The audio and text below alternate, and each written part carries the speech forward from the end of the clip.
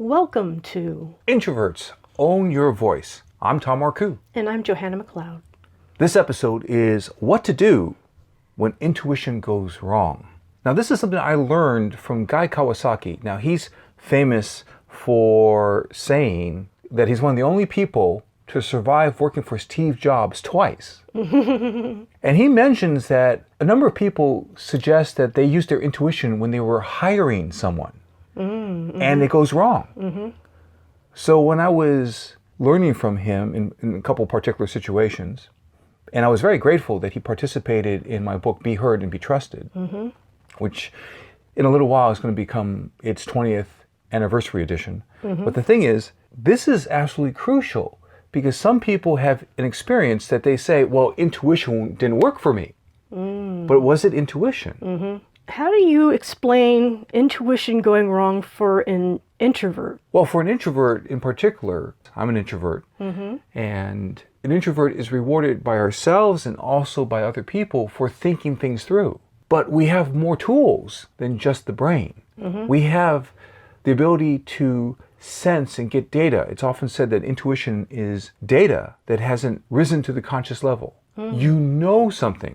I will work with a client. We feel and we sense and we know not just by thinking it through. We're going to talk about something that I'm bringing into a memorable space by saying wow.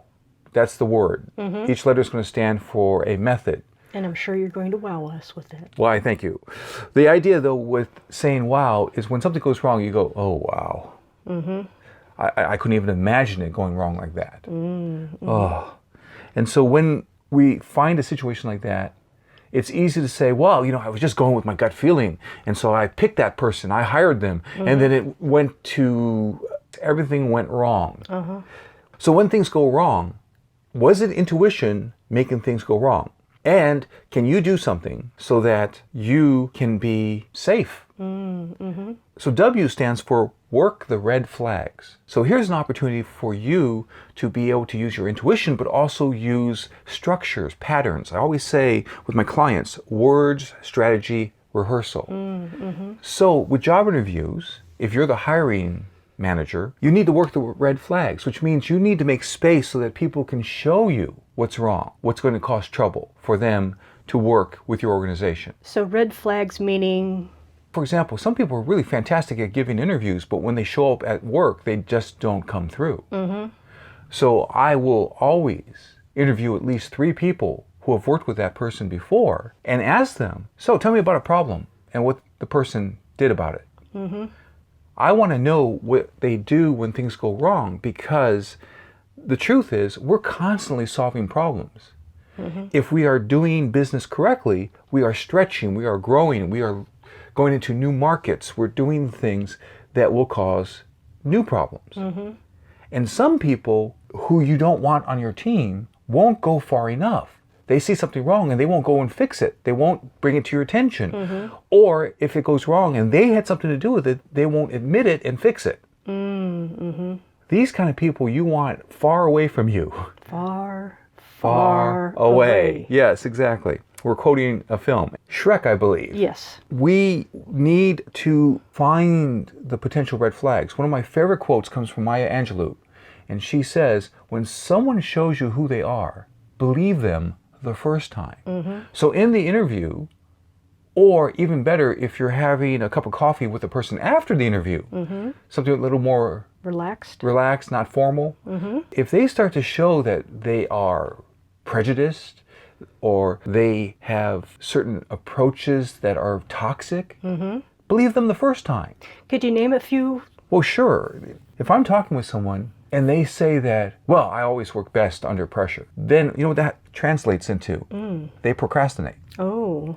That translates to, what if they get sick and they haven't finished their work, which means the other people who are waiting for that work are going to be in trouble. And then the whole team's going to be in trouble. And then the company's going to be in trouble.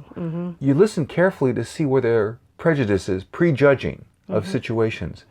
Now, everyone has some vulnerabilities. Everyone has certain beliefs that get in the way. You might call them limiting beliefs. But the people that you want around you are people who want to learn, who want to explore, that have a certain level of healthy humility. And the arrogant people might be covering up a very fearful, deep inside them, dangerous part that can cause a lot of trouble. Nobody wants to be around arrogant people. I definitely don't.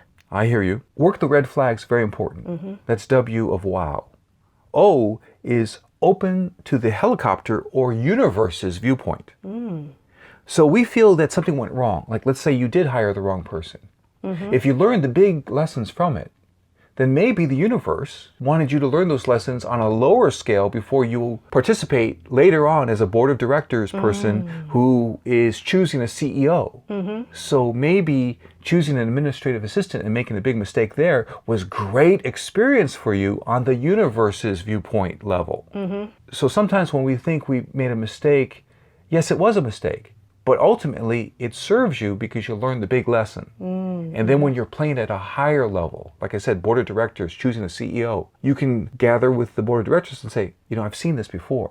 This kind of hidden arrogance, this is a person who doesn't know how to create coalitions, doesn't know how to get people to be loyal and how to support them so that they believe in the team and believe in the leader and that kind of stuff. I've seen this before. And so my gut feeling is that this is not a match for us. This is trouble. W, the second W of wow, is wonder how you can get stronger and smarter. We need both strong and smart. Some things you do everything right. I recall a time where I did everything right. I interviewed 3 clients, the particular vendor. I asked that question about, tell me about something that went wrong, and that kind of thing. And what I discovered was that these clients had a good time because they were actually afraid when they came to this particular vendor. They were so new to a particular industry that anything this vendor said, it was like, oh, you're the expert. Okay, I'll just go with it. However, I was way further along in a particular industry with developing expertise and experience. So I needed somebody to watch my back. And then this vendor proved to be someone that didn't watch my back. So that situation had to end. Now, I could say, oh, I think in that situation, my intuition didn't work. But I could be proud of myself for the first W. I did work the red flags. I did take time to go talk to people and see if I could see some red flags. Tom, how does an introvert specifically deal with your intuition going wrong? For an introvert, or anybody, but particularly we already talked about introverts really rely on the rational mind. They rely on logic and thinking things through. You have to make space to be able to feel, not just think it through, but feel it through. When you're considering the landscape, as you make this decision, you try to identify, which voice am I hearing and how loud is it? Specifically, one voice can be loud and the other voice can be subtle. The voice of fear can be loud.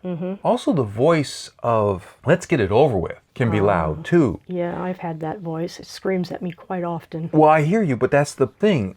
A lot of people make hiring decisions too fast because they have a hole in their team. Better to have the hole in the team than to fill it with garbage. You could pick other language if you like. That garbage will fester and it will hurt the team.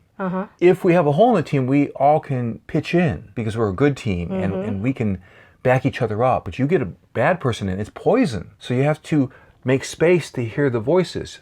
The voice of fear, though, can also slow you down and can make you make the wrong choice. For example, if you're afraid that you need somebody with really great credentials, but really what you need is someone with more experience, but the voice of fear says, how am I going to justify this to the board of directors? I mean, I have this double PhD candidate for this position, and over here I have someone who came up from the bottom up through the ranks. How am I going to justify this? And the voice of fear might have you pick the safer candidate, and this works for business owners when they're just hiring contractors and vendors and things like that. But the point though is you go for the safer route, but it's not ultimately safer. You need to also make space for the voice of intuition. So check out the difference between the voice of fear and the voice of intuition.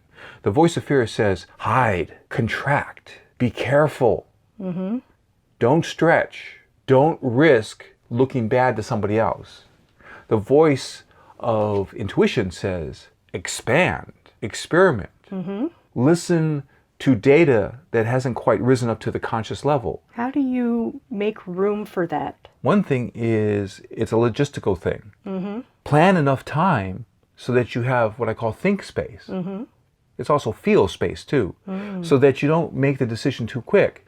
Recently, there was a so-called investigation into something, and supposedly this agency had 1 week to do this investigation. Was that enough time? Many people say no, it wasn't enough time.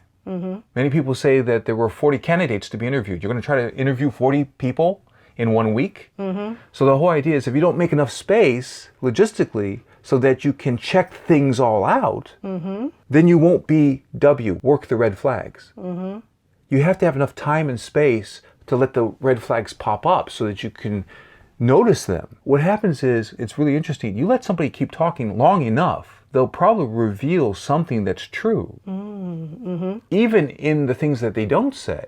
And that also comes up when you interview people. It's not just what they say. Some of them are held back because of this very litigious society. A lot of legal things going on. So they won't tell you, oh, that was a horrible person to be on our team. They can't say that. But you look for what they don't say. Do they say, oh yes, I would be very excited to work with this person again? Oh yes, they really showed a team spirit, a team focus, because they did this and that and the other. They're very specific about how they actually helped, and they stretched, and they were really there to support people. But if you don't hear anything like this, it could be because it was the opposite. Let's go back over the three things. Work the red flags. Open to the helicopter or universe's viewpoint. And then W, the final W, was wonder how you can get stronger and smarter. If you are going to get smarter, you're going to have to notice what are your blind spots. For example, if a person in an interview comes across as very similar to the interviewer, research has shown that people tend to like those people who seem similar to them. Because they're comfortable. But comfort is not what you want. If you are a hard-charging, visionary CEO, you need to have a bean counter, financial person, focusing on saying, wait a minute, that sounds good, but let's make this work financially too. You need someone in that position who is not similar to you. Because I think of a really great team, and this works for anybody. Everybody needs a team in terms of having an attorney and an accountant and great doctors and great healthcare, all that stuff. You need teams in place before you have trouble, because trouble's coming. But those people are going to be different, and you want them to be different. You want them to be excellent in their areas of expertise. But there's an old phrase, a number of people have said this, I'm not sure who said it first, but the idea is that A people hire A people. B people hire C people. Meaning that if some part of your ego is so fragile, you're afraid of hiring somebody that will shine better than you, then you got a problem. The really effective people, actually the A people, hire A plus people in those particular areas where they need to cover a gap or cover a blind spot. So this is really what we're looking for in terms of being aware of what to do when intuition goes wrong. First, did intuition go wrong? Take a look. Second, was this necessary in terms of your whole life story, that you had to go through this trouble so that later on at a higher level you will have had this experience and you'll be more effective. And you'll be more effective by making space so that you can listen and discern. Is this the voice of fear, the voice of intuition, the voice of let's just get this thing over with, the voice of irritation, the voice of impatience? What is this? And you need space, and you also need to talk with people who don't agree with you. But at the same time, this is where intuition shows up again. So if you have a great idea, at least that's what you feel like, and you start to say it out loud to people, you don't have to follow their advice, but you can feel what you feel on the inside when they disagree with it. Now, in directing a feature film and we're in the editing room, I like to have more than one person in the editing room. It's interesting when I have two people and they start to disagree with each other. Then I watch this and I don't tell them my point of view yet, because I want to see, because they probably are both right. But I was just thinking you wanted entertainment and you were eating popcorn on the side. Not really. But that's amusing. I know the detail that I'm getting at is that I want to see perspectives that are beyond my own, because I'm trying to make something, a film, a book, a speech. I'm trying to make something that's going to communicate to a whole number of people. And there are all kinds of people going to be in that audience. I'm not just making the project for an audience of one person, a clone of myself. To bring it all together, it's valuable. We have to be able to look at decisions as something that we don't just do in the rational brain. It's something that we do with the help of the proper use of intuition. So, Johanna, I'm curious, what are you going to keep from this conversation? I think the thing that I found incredibly valuable for myself is really getting above the situation and pulling back to see the whole situation. Excellent. I'm with you on that.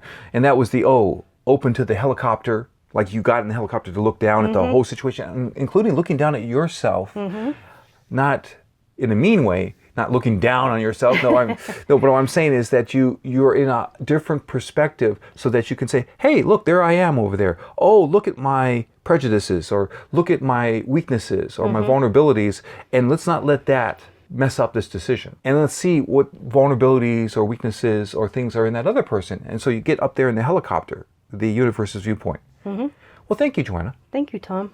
We'd like to share that we have an online class called the Introverts Formula to Get Clients.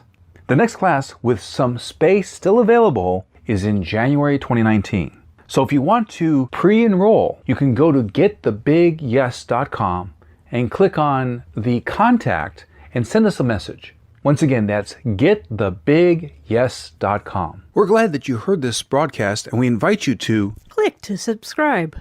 and then you'll be supporting me and Johanna and our message.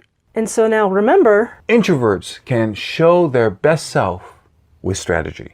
I'm Johanna McLeod. I'm Tom Marcoux. Thank you. Be well. Bye.